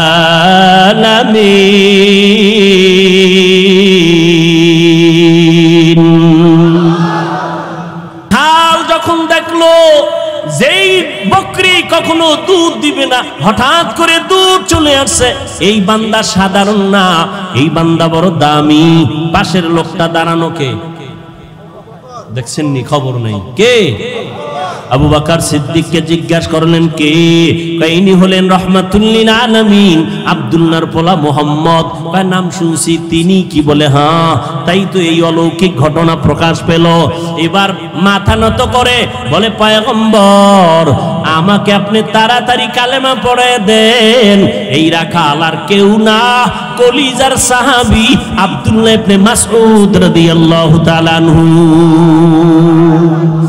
ইমামুল আউয়ালিনাল আখিরিন, বাহরে সাদকা রাহমাতাল লিল আলামিন, সাইয়্যিদুল কাউনাইন খাতমুল মুরসালিন, আখির আমদ বুদে ফখরুল আউয়ালিন।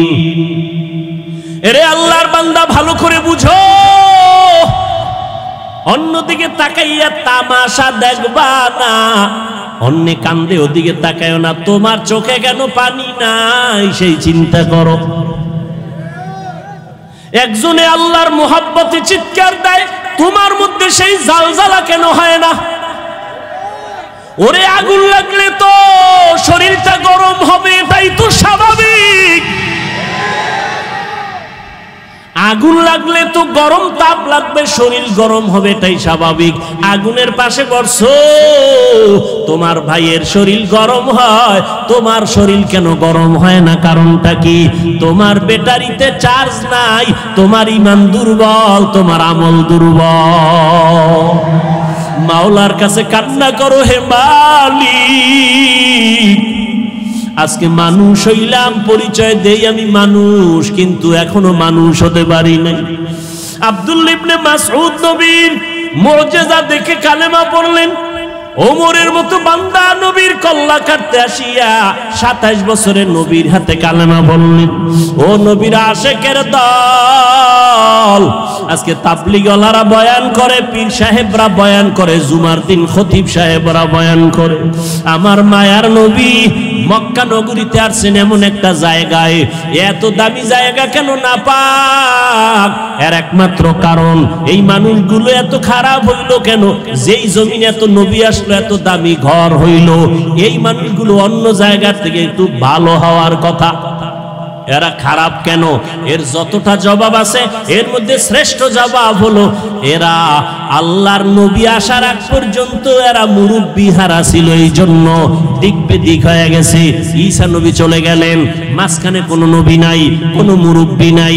যারাও ছিল নবীর স্থলাভিষিক্ত, এরা দুনিয়ার নবে পয়রা ডান বাম হয়ে গেছে। হালাল তারে হারাম কয়, হারামটাকে হালাল বলে। রহবান এই সমস্ত ইহুদি আর খ্রিস্টানদের যারা নামদারি আলেম ছিল, এরা টাকা খাইয়া দুনিয়ার লোভে বিধানটাকে ডান বাম করে দিল। মানুষগুলো মূর্তি পূজায় লিপ্ত হয়ে গেল। যেই বাইতুল্লাহ এত দামি ঘর, ওই বাইতুল্লাহর ভেতরে 360টা মূর্তি ভেতরে টানানো। কয়টা? 360টা মূর্তি। এই খেয়াল করো ভালো করে, নবী আয়েশা নামাজ যখন শুরু করছে বাইতুল্লাহর পাশে নামাজ পড়ছে, মূর্তি ছিল না। মক্কা বিজয়ের আগে তো মূর্তি নামায় নাই, মূর্তি ভেতরে 360টা মূর্তি। মায়ার নবী আল্লাহর মুহাব্বত নিয়ে নামাজ পড়তেছেন। প্রথম কিবলা বাইতুল মুকাদ্দাসের দিকে ফিরিয়া মদিনায় যাইয়াও আমার নবী ওই 16 মাস দীর্ঘ বছর পর্যন্ত বাইতুল মাকদিসে নামাজ পড়ছেন, কিন্তু নবীর দিলের তামান্না বাইতুল্লাহর দিকে ফিরিয়া নামাজ পড়বেন। মদিনার থেকে দক্ষিণ দিকে হলো বাইতুল্লাহ, ওদিকে ফিরিয়া কখন পড়বেন নবীর মনে চায়। এত বছর নবী বাইতুল্লাহর দিকে ফিরতে পারে না, কিন্তু দিল কাঁদে বাইতুল্লাহর দিকে ফিরবে। নবী নামাজে দাঁড়াইলেন, রুকুর হালাতে জিবরাইল আমিন আয়েশা কয় নবী এবার আপনি বাইতুল মাকদিস থেকে ফিরিয়া বাইতুল্লাহর দিকে হয়ে যান। জিবরাইল ঘুরাইয়া দিল। নামাজ 4 রাকাতের মাঝখানে 2 রাকাতে ওই মসজিদকে মসজিদে কিবলাতাইন বলে, মদিনাতুল মুনাওয়ারার পাশে। ও নবীর আশিকের দল, এই মক্কার মানুষ খারাপ হওয়ার প্রধান কারণ এরা মুরব্বি পায় নাই।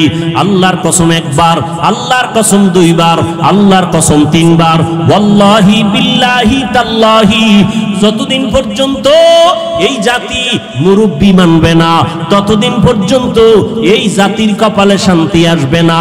বর্তমান দুনিয়ায় এই উম্মতের মুরব্বি একমাত্র উলামায়ে আহলে হক। এদের বিরুদ্ধে যদি যায় এদের পতন হবে মরার আগে, সেদিন বেশি দূরে না। আর যদি আলেমদের মানিয়ে চলে আল্লাহ পাক শান্তির দরওয়াজা খুলে দিবে। মক্কার মানুষ এত খারাপ কেন? এরা মুরব্বি নাই, মুরব্বি মানে না, মুরব্বিদের উল্টা পাল্টা করে ফেলছে। এই জন্য আল্লাহর মুহাব্বত এখান থেকে শিক্ষা নাও। নবী আসলেন, মুরব্বি উম্মত পেয়ে গেল। নবী এখন মুরব্বি হইয়া উম্মতের ডাক্তার, চিকিৎসা করতেছেন। উম্মতের সুন্দর চিকিৎসা করার জন্য প্রধান কারণ হলো, প্রথম কাজ হলো সুন্দর ব্যবহার। নবী এমন সুন্দর ব্যবহার দিয়েছেন, মক্কার মানুষ নবীর আশিক হয়ে গেল। দুশমনেরাও যদি গালি দেয় কিন্তু পেছন থেকে নবীরে মোহাব্বত করে, যেই মুহাম্মদ এত সুন্দর ব্যবহার। 63 বছর হায়াতে আমার নবী একটা মিথ্যা কথা জীবনে বলেন নাই। কেমন একজন নবী পেয়েছো যেই নবীর জীবনে কোনো মিথ্যা কথা নাই? এমন একজন নেতা পাইবানি যে মিছা কয় না? আছে? মোবাইলটা ঘরের মধ্যে কানে লাগায় ঘরে থাইকা ওকে আমি জমি নেই নাই, আছে না নাই? বর্তমান মিথ্যার ফ্যাক্টরি হলো মোবাইল। আল্লাহ মিথ্যা থেকে হেফাজত করেন। এমন মায়ার নবী আমার জীবনে একটা মিথ্যা কথা বলেন নাই। কেমন নবী আমার, যেই নবী কোনোদিন কাউকে একটা গালি পর্যন্ত দেন নাই। নবীর সামনে দাঁড়াইয়া কত দুশমন অকথ্য ভাষায় গালাগালি করে, আমার নবী গালি দিবেন দূরের কথা, কোনো গালির জবাব দেন নাই। ও কুষ্টিয়ার মুসলমান, আল্লাহর মুহাব্বত অন্তরে জমা করে নাও। শিক্ষিত এলাকার মানুষ আপনারা, কুষ্টিয়ার বিশ্ববিদ্যালয় থেকে লেখাপড়া করে কত আলেম বের হইয়া উম্মতের দাওয়াত দেয়, দ্বীনে ইসলামের কাজ করে। ও কুষ্টিয়ার মুসলমান, ভালো করে বুঝো, কেমন নবীর আদর্শ পাইলা যে নবী একটা মিথ্যা কথা বলেন নাই। তুমি আমি কেন মিথ্যা বলবো ইচ্ছা করিয়া? কেমন নবী আমার যেই নবী একটা গালি কাউকে দেন নাই, গালির জবাব দেন নাই। আরো আশ্চর্য কথা হলো, মায়ার নবী আমার কারো দিকে চোখ গরম করে কখনো তাকান নাই। নবী চোখ গরম করে তাকান নাই। কেমন মায়ার নবী আমার, নবীর এই উত্তম ব্যবহার দিয়া মক্কার মানুষগুলোকে এত দামি বানায় দিলেন। আল্লাহ এক পর্যায়ে জিব্রাইলের পাঠায় কয়, আমি লিস্টি দিয়া দিলাম, নবীর লিস্টি দিয়া দাও। লিস্টির মধ্যে যাদের নাম আছে নবী যেন ঘোষণা দিয়া দেয়, লিস্টির ভিতরে যাদের নাম তারা বিনা হিসাবে জান্নাতি। ও এলাকার মুসলমানেরা, ও যুবকেরা, ও বৃদ্ধ বাবাজি, ও পর্দার আড়ালের মা বোনেরা, সারা রাত যদি নবীর ইতিহাস বয়ান করি শেষ হবে না। নবী দুনিয়াতে আসার আগে নবীর গুণগান বিধর্মীরা পর্যন্ত গাইলো, শেষ করতে পারলো না। নবী আসছে, গুণগান চলছে, শেষ হয় না। নবী চলে গেলেন ১৫০০ বছরের বেশি হলো, এখনো নবীর গুণগান শেষ হয় না। বক্তাও শেষ করতে পারে না, লেখকেরা লেখাও শেষ করতে পারে না। কিয়ামত পর্যন্ত নবীর গুণগান বক্তারা বলবে, লেখক লেখবে, শেষ হবে না। কিয়ামতের দিনও নবীর প্রশংসা চলবে। এরে নবীর উম্মতেরা, ওই নবীর আদর্শ ধারণ করো।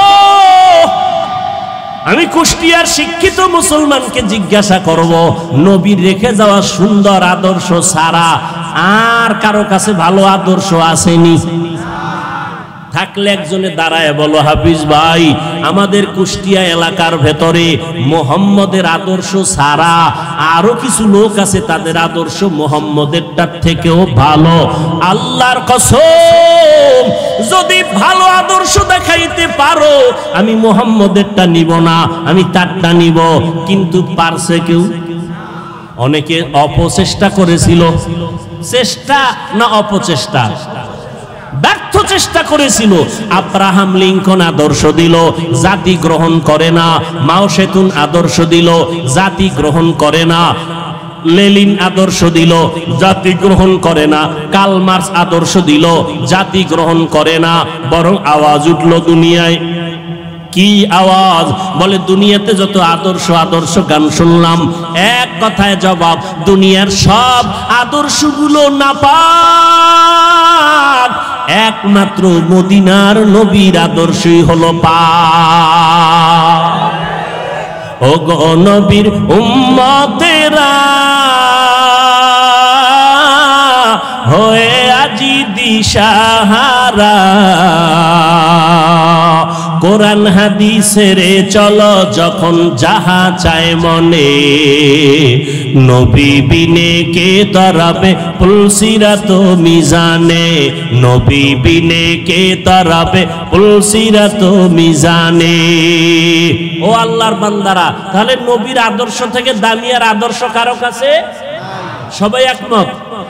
দ্বিতীয় প্রশ্ন, নবীজির আদর্শ যে রেখে গেলেন, মানবে কারা? হিন্দু, ইহুদি, খ্রিস্টান? সবাই একটু জিহ্বা নাড়ায়, আল্লাহ সাক্ষী, ফেরেশতারা লিখবে। বলো, নবীর আদর্শ মানবে কারা? কোন দেশের মুসলমান? সারা দুনিয়ার, শুধু কুষ্টিয়ার মুসলমান বাদ। হ্যাঁ, তাহলে নবীর আদর্শ হিন্দু মানবে না, বৌদ্ধরা মানবে না, ইহুদিরা মানবে না, খ্রিস্টানেরা মানবে না, তুমি মুসলমান মানবা। কিন্তু কই, নবীর আদর্শে দাড়ি লম্বা হয় না কেন? নবীর আদর্শে টুপি মাথায় উঠে না কেন? নবীর আদর্শ মতো 5 বেলার নামাজ পড়ো না কেন? এটা কি শুধু হুজুরেরা করবে?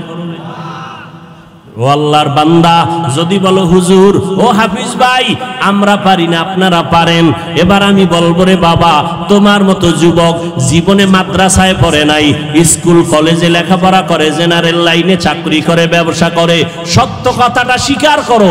তোমার মতো যুবক জীবনে মাদ্রাসায় পড়ে নাই, এমন যুবক স্কুল কলেজ ভার্সিটিতে পড়ে, 5 বেলার নামাজ পড়ে আছে না নাই?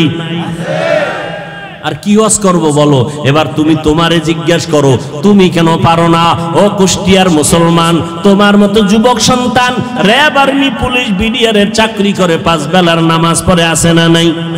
তুমি কেন পারবা না রে বাবা? তোমার মতো যুবক রাস্তায় গাড়ি চালায়, 5 বেলার নামাজ পড়ে, তুমি কেন পারবা না? বালিশে মাথা লাগায় একটু প্রশ্ন করো, তুমি কেন পারবা না রে বাবা? নদীর মধ্যে মাছ ধরে, নামাজ ছাড়ে না, তুমি কেন পারো না? তোমার আমার মতো কত যুবক তাকায় দেখো, ময়দানে কৃষি কাজ করে, নামাজ পড়ে, তুমি কেন পারবা না? আসলে কি ওলামায়ে কেরামের কথা মিথ্যা মনে করছো? আল্লাহর কোরআন, নবীর কথা কি মিথ্যা মনে করছো নাকি বাবা? আমাকে আবার একটু জবাব দাও, আমার আল্লাহর কোরআন সত্য নাকি মিথ্যা? কত পার্সেন্ট সত্য? সবাই বলো। এবার আমাকে বলো, আল্লাহর ওই কোরআনে জান্নাতের বয়ান আসেনি? সত্য। জাহান্নামের বয়ান আসেনি? এবার বলো বাবা, ওই আল্লাহর কোরআনে জান্নাত জাহান্নামের বয়ান আছে, শুধু এতটুকু না, কারা জান্নাতে যাবে কারা জাহান্নামে যাবে আল্লাহ তাও বয়ান করেছেন। ইন্নাল আবরারা লাফি নাঈম ওয়া ইন্নাল ফুজ্জারা লাফি জাহিম। নেক আমল যারা করবে তারা জান্নাতের পথিক, যারা গুনাহ করবে তারা জাহান্নামের পথিক। ও আল্লাহর বান্দারা, জাহান্নামটা কেমন ভয়ঙ্কর, জান্নাতটা কেমন আরামের ঘর আমার আল্লাহ তাও বয়ান করেছেন। জান্নাতিন তাজরি মিন তাহতিহাল আনহার, এমন একটা জান্নাত আল্লাহ জান্নাত নেক আমলওয়ালাকে দিবেন, যেই জান্নাতে ঢুকলে কোনোদিন যুবকরা বুড়া হবে না, কালো থাকবে না, যেই জান্নাতে কোনো বাথরুম নাই, যেই জান্নাতে কোনো রোদের গরম অসহ্যকর গরম নাই, যেখানে কোনো বিদ্যুতের লোডশেডিং নাই, ওই জান্নাত এমন আরামের জায়গা যেখানে শান্তি আর শান্তি আর শান্তি। আবারও জবাব দাও, এই জান্নাত পাবে কারা? গুনাহগার না নেক আমলওয়ালা? তোমার আমল কোথায় রে বাবা? আর যারা গুনাহ নিয়ে কবরে যাবে তাদের জন্য জাহান্নাম আল্লাহ বানায় রাখছেন। কেমন জাহান্নাম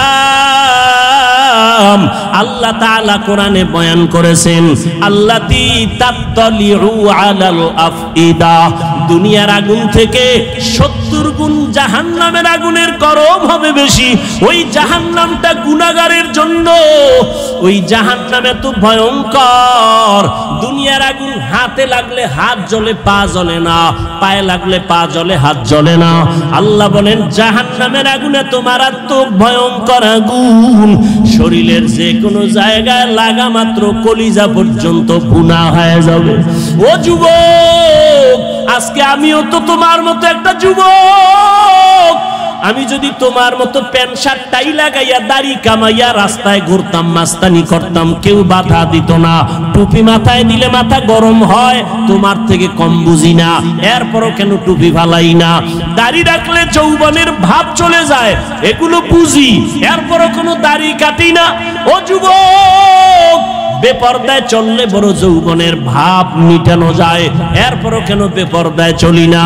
ও আল্লাহর বান্দারা, নামাজ পড়তে অনেক কষ্ট, শীতের দিন ফজরের সময় নামাজ পড়াবো আরো কষ্ট, এরপরও কেন নামাজ সারি না রে বাবা? এই লম্বা জামাটা পরলে শরীর গরম লাগে, বুঝি, তারপরও কেন এই পোশাকটা ফালাই না? এর একমাত্র কারণ, আল্লাহর কোরআন পড়লাম, নবীর কথা দেখলাম, একটাও কোনো মিথ্যা নাই। অনেক বেঈমানেরা, পণ্ডিতেরা মিথ্যা প্রমাণ করার জন্য অপচেষ্টা করছে, আজও পর্যন্ত আমার মাওলার কথা একটা ভুল বের করতে পারে নাই, পারছে? বরং বহু বেঈমানেরা কালেমা পড়ে মুসলমান হয়ে গেল। ও যুবক বাবা, চিন্তা ভাবনা করিয়া কবরের দিকে যাও, একটু চিন্তা করো রে বাবা, আমার মাওলার কোরআন সত্য।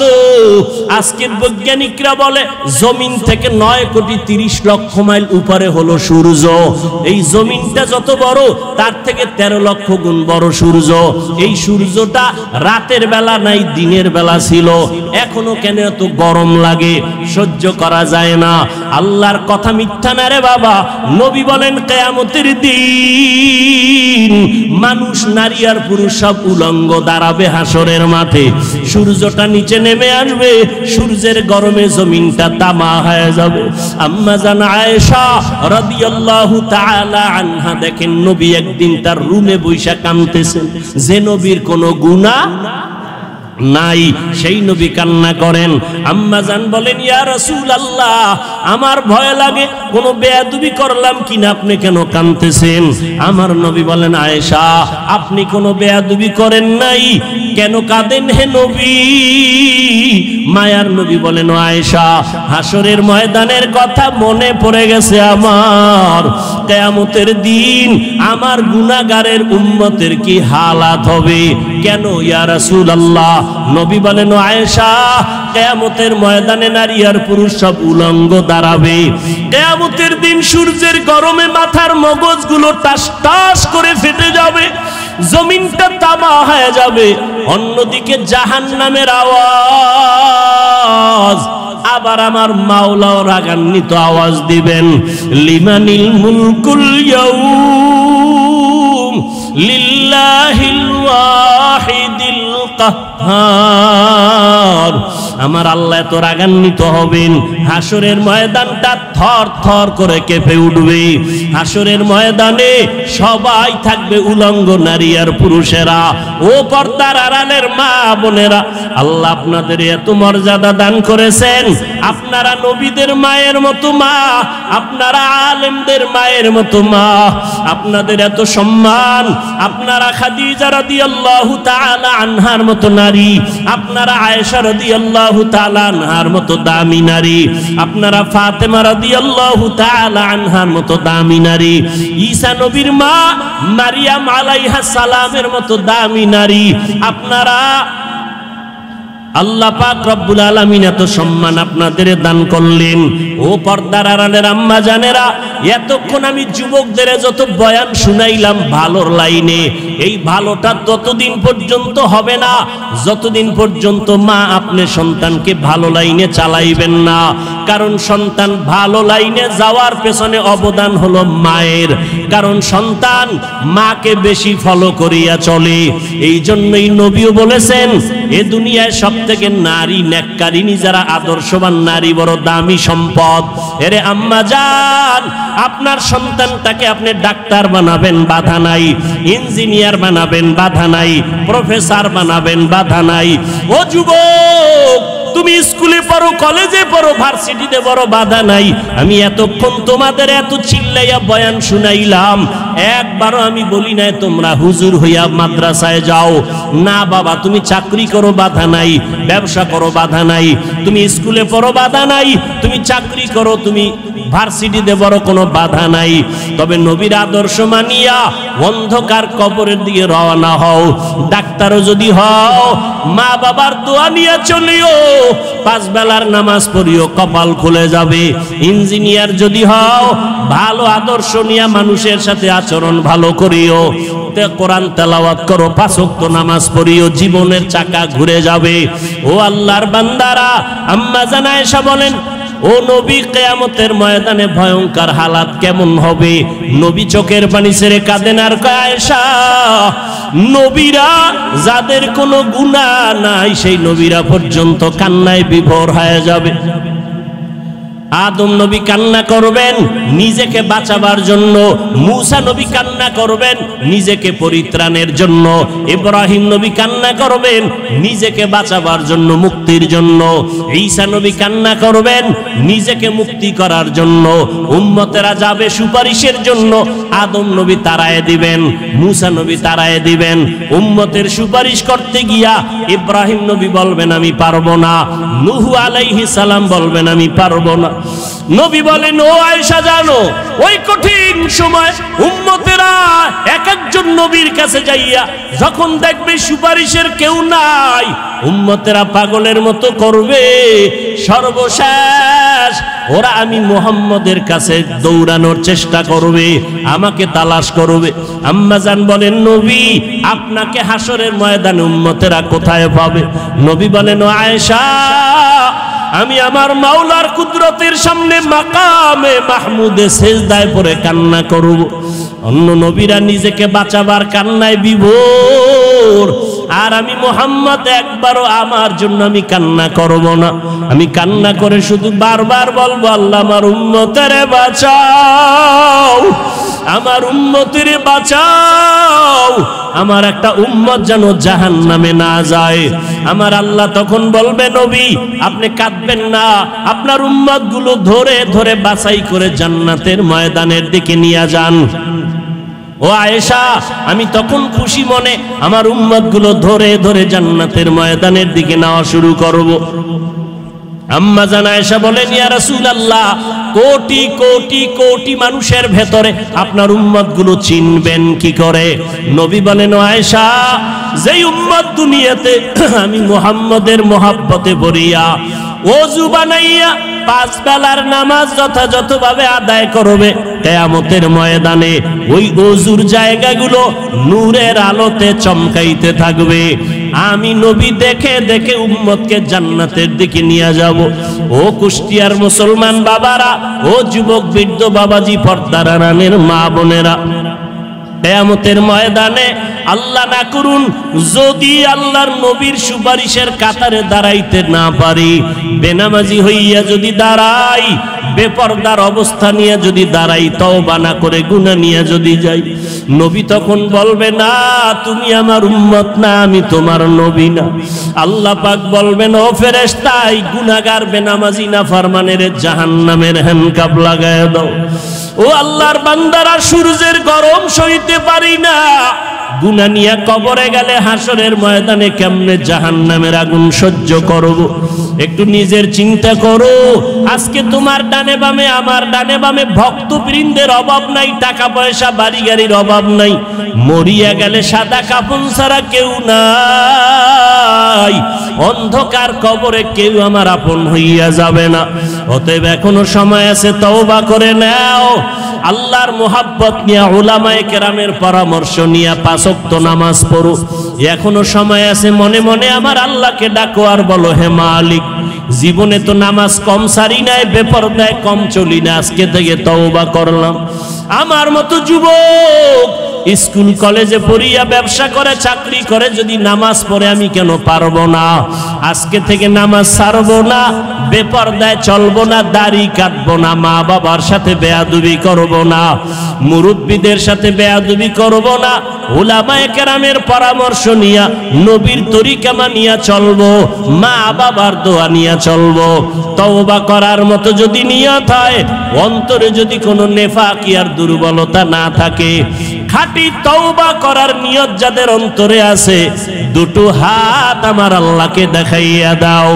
আয় আল্লাহ, আমাদের হাতগুলো কবুল করে নেন, তওবা কবুল করে নেন। তওবার উপরে মজবুত হইয়া, নবীজির আদর্শ মানিয়া, উলামায়ে কেরামের পরামর্শে চলার তৌফিক দান করেন, আমিন। আলহামদুলিল্লাহি রাব্বিল আলামিন, ওয়াসসালাতু ওয়াসসালামু আলা সাইয়্যিদিল আমবিয়াই ওয়াল মুরসালিন ওয়া আলা আলিহি ওয়া আসহাবিহি আজমাইন। ইয়া আরহামার রাহিমিন, ইয়া আরহামার রাহিমিন, ইয়া আরহামার রাহিমিন। রব্বিরহামহুমা কামা রব্বায়ানি সগীরা। আল্লাহুম্মা ইন্নাকা আফুউন কারীম তুহিব্বুল আফওয়া ফা'ফু আন্না। আল্লাহুম্মা ইন্না নাসআলুকা রিযাকা ওয়াল জান্নাহ ওয়া নাউযু বিকা মিন সাখাতিকা ওয়ান নার। ও দয়ার মালিক, কুদরতের নজর দিয়ে দেখেন, উলামায়ে কেরাম, মুরব্বী, হাজী সাহেব, কত ব্যবসায়ী, চাকরিজীবী, কত ছাত্র ভাই, যুবক ভাই, পর্দার আড়ালের মা বোনেরা হাত তুলেছেন। আয় আল্লাহ, আমরা সবাই গুনাহগার, জাহান্নামের আসামি। তওবার নিয়তে হাত তুলেছি। জীবনে হাতের দ্বারা কত গুনাহ করেছি, চোখের দ্বারা কত গুনাহ করলাম, জবানে গুনাহ করলাম, কত নামাজ ছাড়লাম, বেপরদায় চললাম। আজকে থেকে তওবা করলাম, আর নামাজ ছাড়বো না রে আল্লাহ। আয় আল্লাহ, গুনাহ করব না। আয় আল্লাহ, মা বাবার সাথে বেয়াদবি করব না। উলামায়ে কেরামের পরামর্শ নিয়ে নবীর তরিকা মেনে চলবো রে আল্লাহ। আমাদের তওবা কবুল করে নেন। আয় আল্লাহ, জীবনের সব গুনাহগুলো মাফ করে দেন আল্লাহ। মাহফিল কবুল করে নেন, আয়োজনকারী সহযোগিতাকারীদের কবুল করে নেন। আয় আল্লাহ, মেহেরবানি করে আমাদের সকলের তওবা কবুল করে নেন। তওবার উপরে মজবুত হইয়া চলার মতো তৌফিক দান করেন আল্লাহ। আয় আল্লাহ, কুষ্টিয়ার জমিনের দিকে তাকায় দেখেন, আপনার বান্দারা দীর্ঘ টাইম খোলা